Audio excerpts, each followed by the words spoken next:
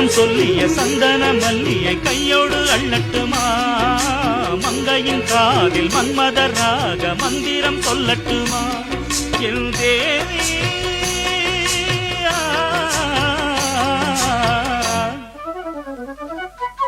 சின்ன பொண்ணுதான் வெக்கப்படுது அம்மா அம்மாடி